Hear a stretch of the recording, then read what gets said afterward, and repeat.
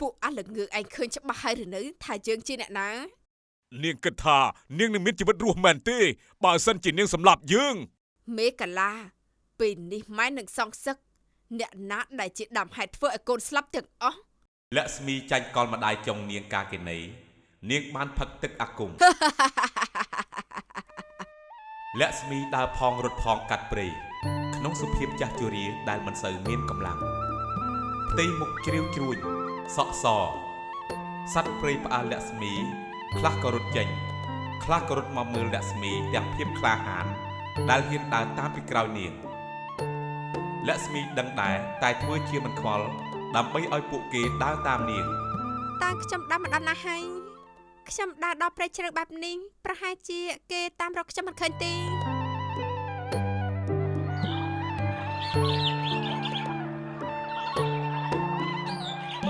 ត្រសាយតូន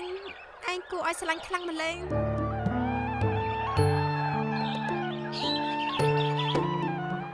ប៉ាថោអើយតានេះជាខ្ញុំពេលនេះមែនទេតាមរឿងអីហេតុអីក៏ទៅជាបែបនេះមុននេះធម្មជាតិស្រស់ស្អាតណាស់ខ្ញុំមិនយល់ទេមិនបានជាទឹកបឹងរីងស្ងួតអស់រលីងចឹង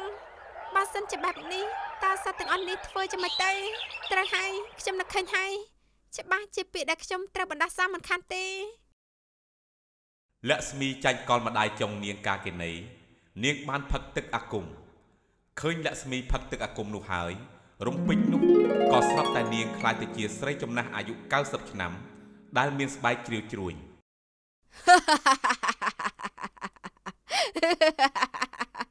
ទឹកninhក្រែងអ្នកម៉ែថាទឹកបើកម្លាំង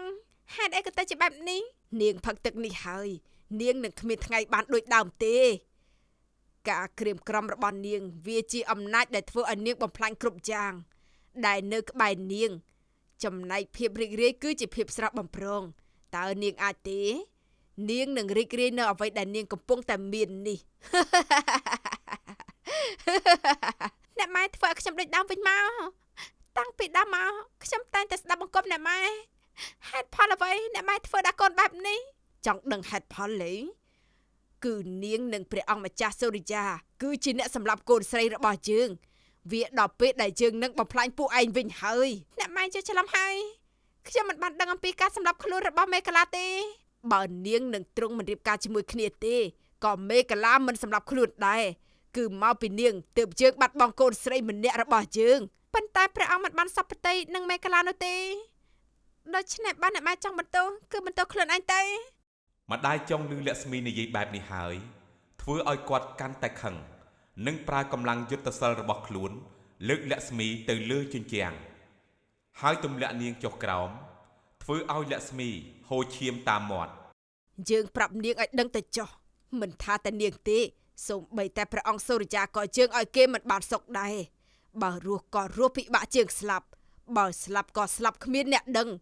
ឲ្យវាคล้ายទៅជាខ្មោចក្រសាត់អណ្ដែតអ្នកម៉ែបានន័យថាការបាត់ខ្លួនរបស់ព្រះអង្គម្ចាស់គឺជាស្នាដៃរបស់អ្នកម៉ែមែនទេ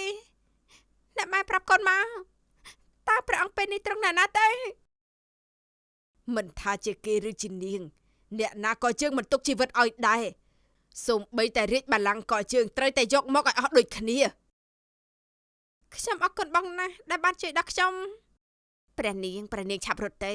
ខ្ញុំជួយព្រះនាងបានតែប៉ុណ្្នឹងទេគំនុំបានធ្វើឲ្យលោកស្រីពេលនេះមកដូចពីមុនទេលោកស្រីបានរៀនចេះមុនអាគមខ្មៅពិបាកទប់ទល់ណាស់នេះជារឿងស្មានមកដល់ប៉ុន្តែបងមានដឹងដំណឹងពីព្រះអង្គម្ចាស់សូរិយាដែរទេខ្ញុំម្ចាស់ដឹងថាព្រះអង្គនៅមានបច្ចុប្បន្ននៅឡើយទេប៉ុន្តែពេលនេះទ្រង់នៅកន្លែងណាក៏ខ្ញុំមិនដឹងដែរព្រះនាងឆាប់ជាងចេញទៅឲ្យឆ្ងាយទៅកាន់តែឆ្ងាយគឺកាន់តែល្អប៉ុន្តែចុះបងស្រីវិញនោះខ្ញុំមិនអីទេណាខ្ញុំចេះដោះស្រាយព្រះនាងឆាប់ជាងចេញទៅប៉ុន្តែឈប់សិនណាព្រះនាងត្រូវចាំសម្ដីរបស់ខ្ញុំម្ចាស់គឺព្រះនាងមានតែភាពរីករាយតែប៉ុណ្ណោះដែលអាចនាំផ្លូវព្រះនាងដោយគ្មានបញ្ហាបានខ្ញុំយល់ហើយដើម្បីតាមរកព្រះអង្គម្ចាស់ឲ្យឃើញដើម្បីខ្ញុំអាចដោះស្រាយបញ្ហាទាំងអស់នេះបានហើយក៏ដើម្បីសងសឹកវិញខ្ញុំត្រូវតែរីករាយនៅអ្វីដែលខ្ញុំមាន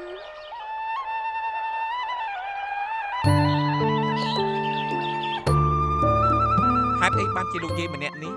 ចេះច្រៀងបទចម្រៀងរបស់ព្រះមហេសីបទនេះទ្រង់និពន្ធដោយផ្ទាល់ព្រះហស្ថជាមួយនឹងយើងតើវាអាចទៅរួចដោយរបៀបណាដែលលោកយាយអាចច្រៀងបាន បើបត់នេះមានតែទ្រង់ហើយនឹងយើងទេដែលដឹងពីបត់នេះពុទ្ធោអើយតើមានរឿងអ្វីចំពោះព្រះមហេសីច្បាស់ហើយថាគ្មានអ្នកណាក្រៅពីម្ដាយចង់ចិត្តអាក្រក់របស់ព្រះមហេសីនោះទេដែលធ្វើបាបយើងឲ្យខ្លាចទៅជាបែបនេះហើយនឹងធ្វើបាបព្រះមហេសីរបស់យើងទៀតមានឱកាសពេលណាខ្ញុំនឹងចាត់ការឲ្យសមនឹងអ្វីដែលនាងបានធ្វើ ខ្ញុំអរគុណហើយណាទន្សាយតូចឆ្ងាញ់ណាស់ពេលនេះតាសុកទុករបស់ព្រះស្វាមីយ៉ាងណាខ្ញុំម្ចាស់ពិតជាបារម្ភពីទ្រង់ណាស់នឹកទ្រង់ខ្លាំងណាស់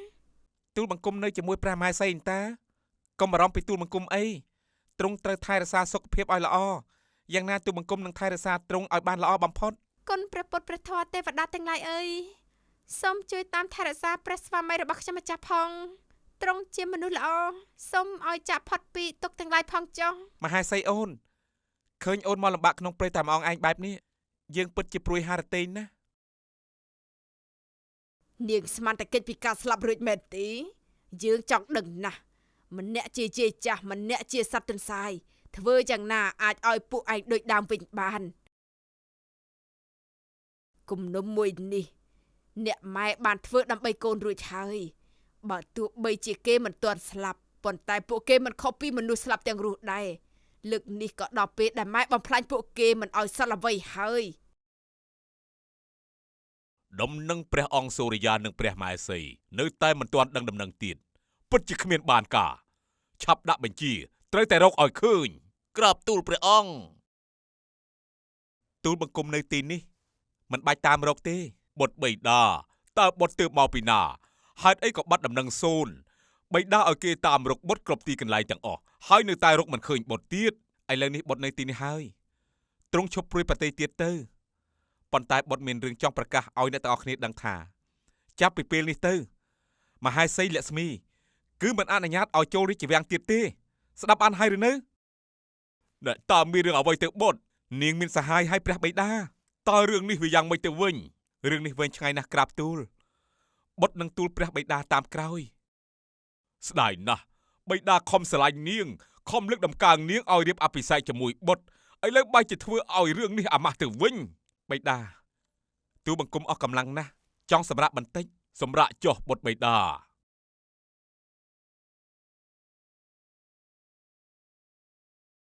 មិនថាគ្រប់គ្នាជួបមហេសីនៅកន្លែងណាទេប្រហារជីវិតនាងនៅកន្លែងនោះភ្លាមហើយយើងសូមដាក់ប្រកាសអ្នកណាអាចយកក្បាលនាងបានយើងនឹងមានរង្វាន់ឲ្យ ឆាប់យកគេទៅប្រហារជីវិត កុំអីព្រះអង្គកុំប្រហារជីវិតទូបង្គំអីទូបង្គំដឹកខុសហើយក្រាបទូលតើមានរឿងអ្វីទៅបុត្រហេតុអីដល់ថ្នាក់ប្រហារជីវិត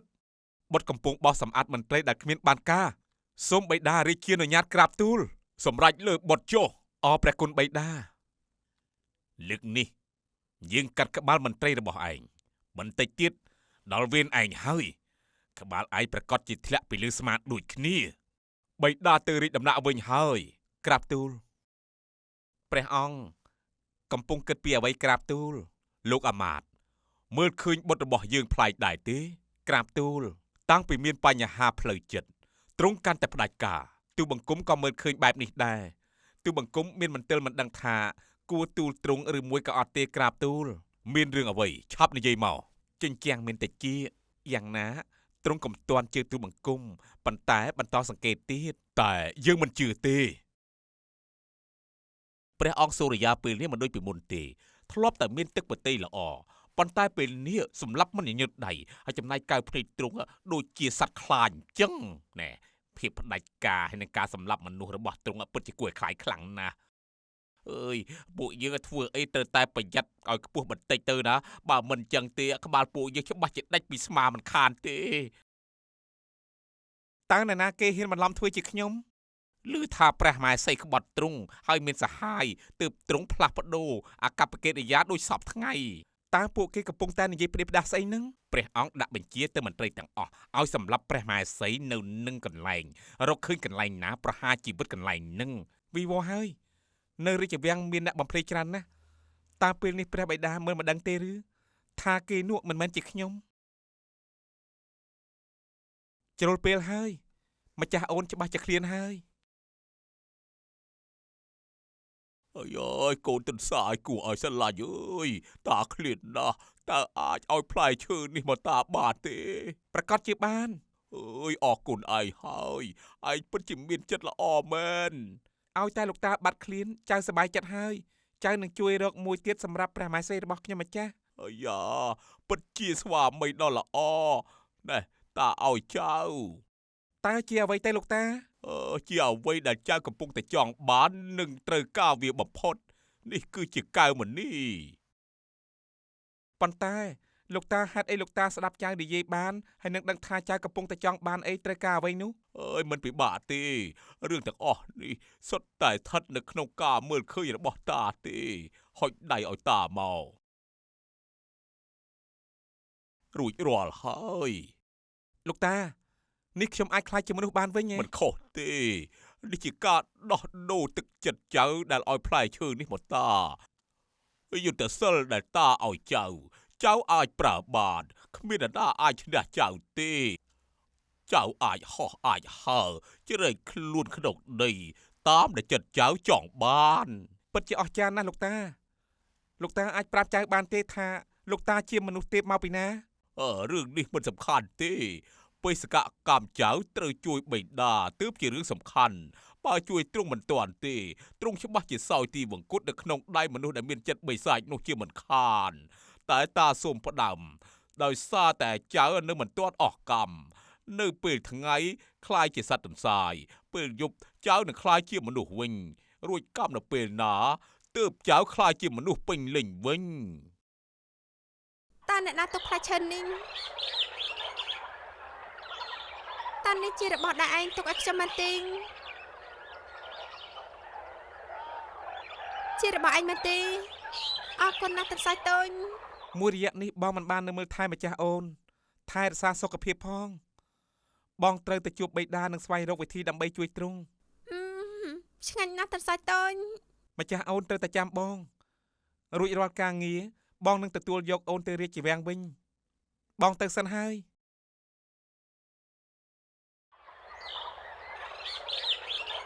សេនាបឿសេនាធាតើអ្នកណាសម្រាប់លោកជួយផងទីនេះមានឃាតកម្មជួយផងទីនេះមានឃាតកម្មសេនាធីតើមានរឿងអីហេតុអីក៏មានករណីសម្លាប់ហើយខ្វេះយកបេះដូងអញ្ចឹងអើយរឿងនេះចម្លែកណាស់តើជាគំនុំឬមួយយ៉ាងណាទៅណ៎អូយគួរខ្លាចខ្លាំងណាស់អសន្នតសុកនៅក្នុងរាជវាំងយើងហើយយើងត្រូវតែប្រយ័ត្នទាំងអស់គ្នាពិតមែនហើយអតីតសេនាទាំងពីរណា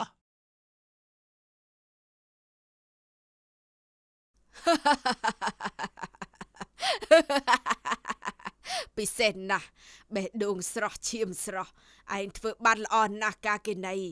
នាងត្រូវតែយកវាឲ្យយើងជាបន្តបន្ទាប់ក្នុងមួយសប្តាហ៍ហើយណាស់ក៏បានពីរបេះដូងដែរបើមិនដូច្នោះទេយើងនឹងដកវីតាមីននាងមកវិញទាំងអស់មិនខានខ្ញុំមិននឹងហ៊ានប្រឆាំងម៉ែគ្រូទេច្បាស់ណាស់ខ្ញុំធ្វើតាមគ្រប់យ៉ាងឲ្យតែម៉ែគ្រូត្រូវការខ្ញុំសប្បាយចិត្តណាស់ទៅហើយប៉ុន្តែម៉ែគ្រូតើខ្ញុំអាចសុំអ្វីមួយពីម៉ែគ្រូបានដែរទេមានអ្វីក៏និយាយមកចុះខ្ញុំត្រូវការមហិទ្ធិឫទ្ធិខ្លាំងជាងនេះក៏ព្រោះតែខ្ញុំត្រូវការគ្រប់គ្រងរាជវាំងទាំងមូលវាល្មមដល់ពេលដែលខ្ញុំចាត់ការអាស្ដេចឥតបានការនោះហើយបន្ទាប់មកខ្ញុំនឹងចាត់ការអាព្រះអង្គម្ចាស់សូរិយានិងនាងលក្ស្មីនោះឲ្យងាប់តែម្ដងព្រោះការសងសឹកមួយនេះវាមិនបានបញ្ចប់នោះទេឲ្យតែនាងធ្វើតាមអ្វីដែលយើងចង់បានគ្មានរឿងអ្វីដែលថាមិនបាននោះទេកាគេណីដួងកែវផ្កាកុលាបនេះខ្លាំងពូកែណាស់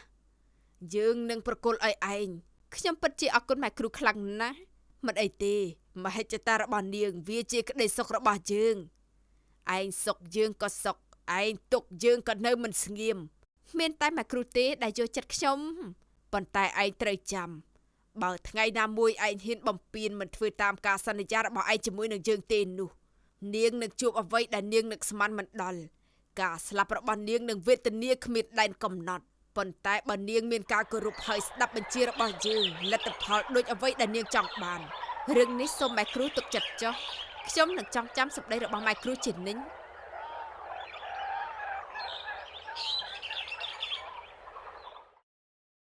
កាគេណីនាង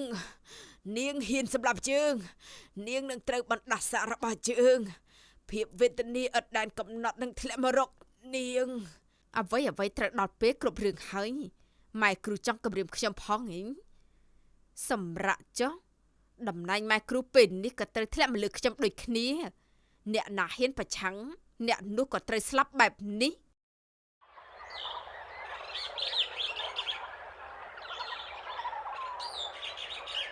កូនតសៃតូចអើយតើឯងណាទៅហេតុអីក៏មិនឃើញឯងតើឯងកំពុងតែជួបរឿងអ្វីមែនទេយើងពិតជានឹកឯងណាស់នឹកបារម្ភពីឯងខ្លាំងណាស់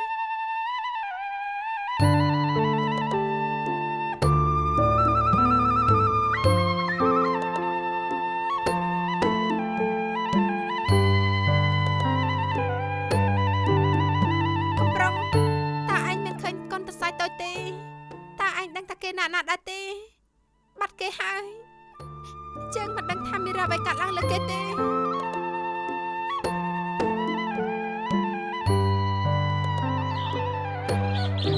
កូនទឹកសាច់តូចតើឯងណាកូនទឹកសាច់តូចលើជើងស្រេចហើយទេមករកជើងវិញមកតើឯងបាត់ទៅណាទេឯងក៏មានរឿងអីអសោះណាលើទេជើងនឹងតាមរកឯងឲ្យតតែឃើញ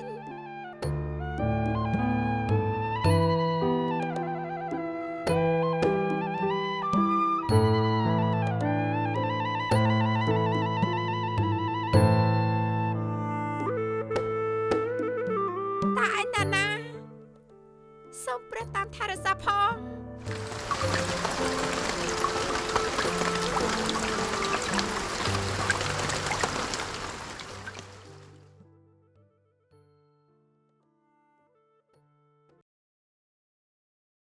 ឈប់ភ្លាម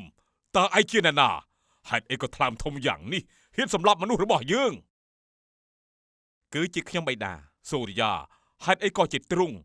តើទ្រង់គឺជាអ្នកសម្លាប់សេនាហើយខ្វះយកបេះដូងរបស់ពួកគេមែនទេព្រះបត្រានេះទ្រង់ពិតជាអ្នកធ្វើរឿងទាំងអស់នេះពិតមែនទេពិតជាមិនគួរឲ្យជឿទេបុតសម្លាប់មនុស្សដឹងថាត្រូវមានទោសទេតើបុតធ្វើបែបនេះដើម្បីអីឲ្យតែជាមនុស្សរបស់ឯងយើងនឹងសម្លាប់ទាំងអស់រួមទាំងឯងដែរបុតនិយាយពីអីបិតាស្ដាប់មិនយល់ទេតើបុតរបស់យើងឬក៏ជាអ្នកណាឲ្យប្រកាស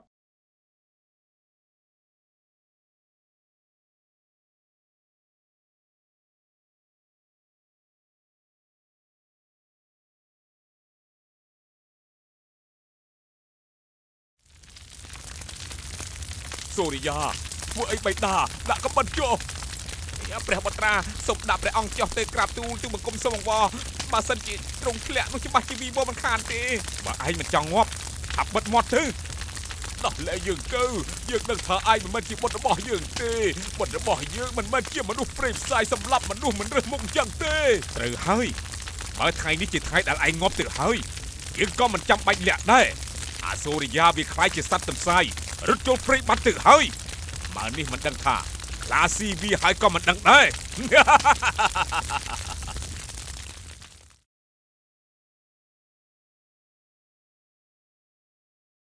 ពួកអាល្ងើឯងឃើញច្បាស់ហើយឬនៅថាយើងជាអ្នកណានាងគិតថានាងនឹងមានជីវិតរស់មែនទេបើសិនជានាងសម្លាប់យើងមេកាឡាពេលនេះម៉ែនឹងសងសឹកអ្នកណាដែលជាដើមហេតុធ្វើឲ្យកូនស្លាប់ទាំងអស់អ្នកម៉ៃតើសម្លៀកបំពាក់ថ្មីនេះកូនស្លៀកទៅស្អាតទេស្អាតណាស់តើព្រះអង្គម្ចាស់ឃើញកូនព្រះអង្គនឹងសពប្រតិនឹងកូនទេច្បាស់ជាបែបនឹងហើយកូនក្នុងក្រុងនេះគ្មានកូនអ្នកណាដែលមានឆោមពណ៌ស្អាតដូចជាកូនទេព្រះអង្គចិត្តយាងមកដល់ហើយសូមកូនក្រមុំទាំងអស់ត្រៀមខ្លួនចេញទទួលទ្រង់អ្នកម៉ៃទ្រង់ជាងមកហើយតាទេអ្នកម៉ៃតើកូនទៅផងបាត់ទេ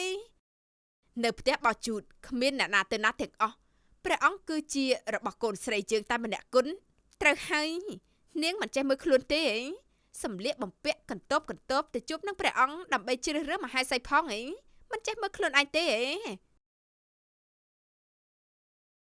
កុំឲ្យយើងឃើញនាងនៅកន្លែងនោះឲ្យសោះបើមិនអញ្ចឹងនាងងាប់មិនខានទេ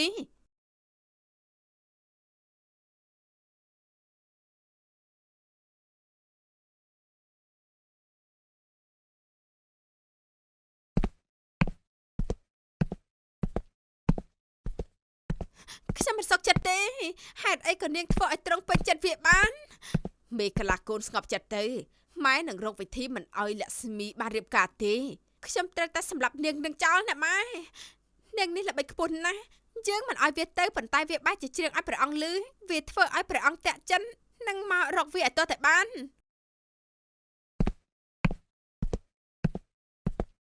នាងឯងមកហើយហ៎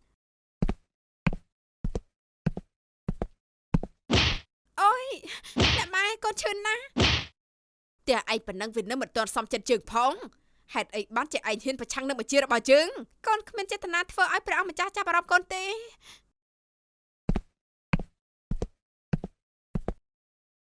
អូយជើងពិតជាស្អប់ឯងណាស់នាងលក្ស្មីហេតុអីក៏ឯងដណ្ដើមព្រះអង្គម្ចាស់ពីយើងរឿងខ្លាចទៅជាបែបនេះហេតុអីទៅ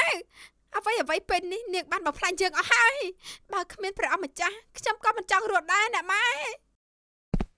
អត់ទេណាមេកលាកំលូតកុំ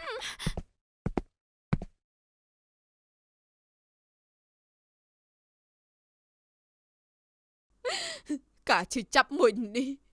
ពួកឯងត្រូវតែសងយើងទាំងអស់ការសងសឹកមិនមែនជាដំណោះស្រាយទេខ្ញុំយល់ពីអារម្មណ៍នៃការបាត់បង់លោកគ្មានថ្ងៃយល់ទេយ៉ាងណាយើងនិយាយគ្នាតាមស្រួលទៅឲ្យតែមិនសម្លាប់យើងហើយនាងចេះកែខ្លួនយើងនឹងលើកលែងទោសដល់នាងចង់បានអីយើងនឹងឲ្យនាងទាំងអស់បិទមាត់ថ្ងៃនេះយើងនឹងឲ្យឯងទៅកំដរកូនស្រីយើងមុនគេបន្ទាប់មកយើងនឹងឲ្យព្រះអង្គសូរិយាបន្ទាប់មកទៀតគឺនាងលក្ស្មី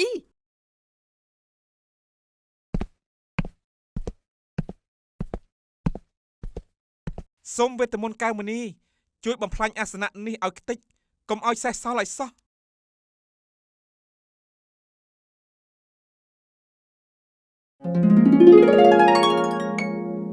ប្រសើរណាស់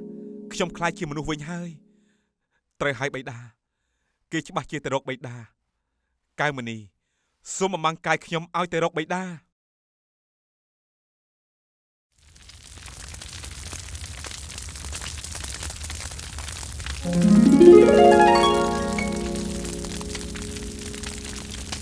អូយក្តៅណាស់តើមានរឿងអីទៅព្រះអង្គទ្រង់យ៉ាងមិនទៅឲ្យក្រាបទូល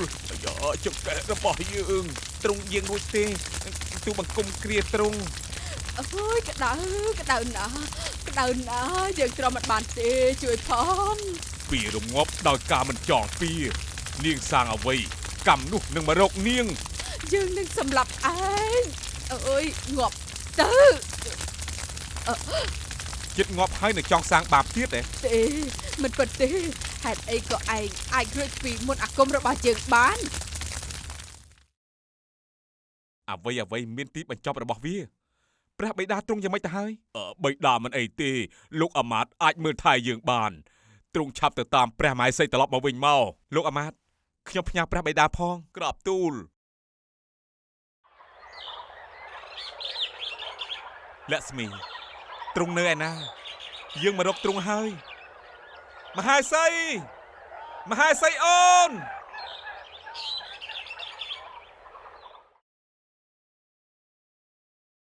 លក្ស្មីឮខ្ញុំហៅទេវិវោហើយមហេសីមិនដែលយាងទៅណាឆ្ងាយពីទីនេះទេតិចទ្រង់មានរឿងអ្វីទៅមហេសីកុំកើតអ្វីឲ្យសោះណាដឹងព្រះកាយឡើងមហេសីឮយើងហើយទេដឹកខ្លួនឡើងព្រះនៅខាងមុខមានខ្ទមមួយ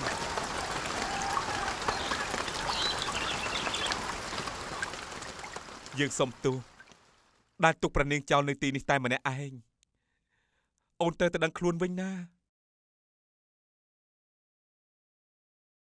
តើទ្រង់ស្លាប់មិនដឹងខ្លួនបែបនេះយូរប៉ុណ្ណាហើយនេះខ្ញុំណាស់ណានឹងព្រះអង្គមករកខ្ញុំម្ចាស់ឃើញហើយឬក៏ខ្ញុំម្ចាស់ប្រភ្នែងមហេសីដឹងខ្លួនហើយបងបារម្ភពីអូនពេញមួយយប់ទៅហើយវាគឺជាការពិត បងមិនបានព្រើភ្នែកទេ ខ្ញុំមិនចាប់បារម្ភពីត្រង់ណាសុំទៅផងដែលធ្វើឲ្យត្រង់បារម្ភ បងខំតាមរកណាស់ទម្រាំតែឃើញនេះបើរកមិនឃើញអូនច្បាស់ជាសន្លប់នៅក្នុងព្រៃមួយយប់ទល់ភ្លឺមិនខានទេហេតុអីបានជាអូនមិននៅកន្លែងចាស់មិនបានជាអូនមកដល់ទីនេះ អូនតាមរកកូនទន្សាយប៉ុន្តែមុននេះត្រង់និយាយថាម៉េចកន្លែងចាស់តើត្រង់ដឹងថាអូននៅកន្លែងណាមែនទេ ដើមឈើមាត់បឹង មិនក៏ត្រង់ដឹង កូនទន្សាយតូចនោះគឺជាបង ត្រង់និយាយជាការពិតមែនទេ វាជាការពិតមុននឹងបងចាក់ចេញពីអូនបងបាននិយាយប្រាប់អូនហើយមិនឲ្យអូនយាងទៅណាទេប៉ុន្តែទ្រង់មិនអាចស្ដាប់ឮគឺមានតែបងទេដែលដឹងឮគ្រប់យ៉ាងពីអូន អរគុណត្រង់ដែលមិនអីខ្ញុំមិនចាប់បារម្ភពីត្រង់ខ្លាំងណាស់បារម្ភខ្លាចមិនបានជួបព្រះភ័ក្ត្រព្រះអង្គទៀត អ្វីពេលនេះប្រែមកដូចដើមវិញហើយរូបកាយរបស់អូនក៏ដូចដើមដូចគ្នា ខ្ញុំមិនចាំងបានដូចដើមវិញហើយព្រះប៉ម្ចាស់ខ្ញុំមិនចាស់សប្បាយចិត្តណាស់ប៉ុន្តែហេតុអីបានជាពួកយើងមកដូចដើមវិញបានឬមួយក៏ត្រង់ មិនខុសទេការកេណីម្ដាយចុងរបស់បងបានចាត់ការហើយមានរឿងជាច្រើនដែលនាងបង្កភាពវឹកវរនៅក្នុងរាជវាំងគេបានសម្លាប់មនុស្សនៅក្នុងរាជវាំងជាច្រើនដើម្បីខ្វេះបេះដូងពួកគេយកមកបូជាអាគមរបស់នាងមិនតែប៉ុណ្ណោះនាងក៏បានប្រែខ្លួនជាបងហើយនឹងទូលព្រះបិតាថាអូនមានសហាយហើយនឹងបញ្ជាមន្ត្រីទាំងអស់បើជួបអូននៅកន្លែងណាឲ្យសម្លាប់អូននៅកន្លែងនោះទៀតផងគោលបំណងរបស់គេគឺចង់គ្រប់គ្រងរាជនិងចង់សម្លាប់ព្រះបិតាដូចគ្នា ភាពលោភលន់និងអាត្មានិយមរបស់ពួកគេ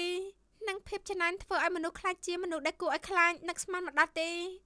ការសងសឹកចង់ឈ្នះចាញ់បានត្រឹមតែបំផ្លាញខ្លួនឯងតែប៉ុណ្ណោះ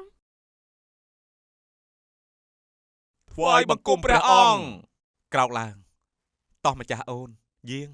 ព្រះពរព្រះអង្គ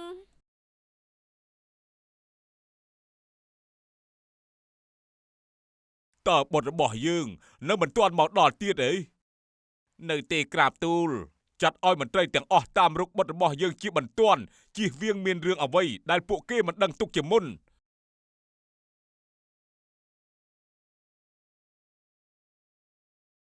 ពួកទូបង្គំមកដល់ហើយក្រាបទូល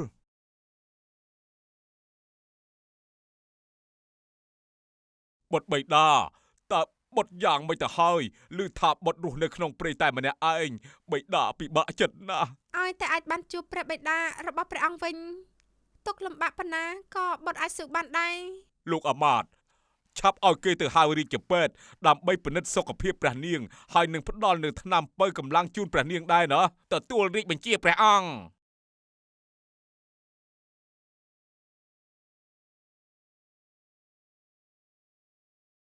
បិតាសប្បាយចិត្តណាស់ឃើញទ្រង់មកវិញដោយសុវត្ថិភាពបិតាត្រេកអរណាស់ដែលបុត្រសូរិយាបានមកទូលការពិតទាន់កុំអីបិតាប្រកាសជាមានកំហុសសម្រាប់បុត្រខ្លួនឯងជាមិនខាន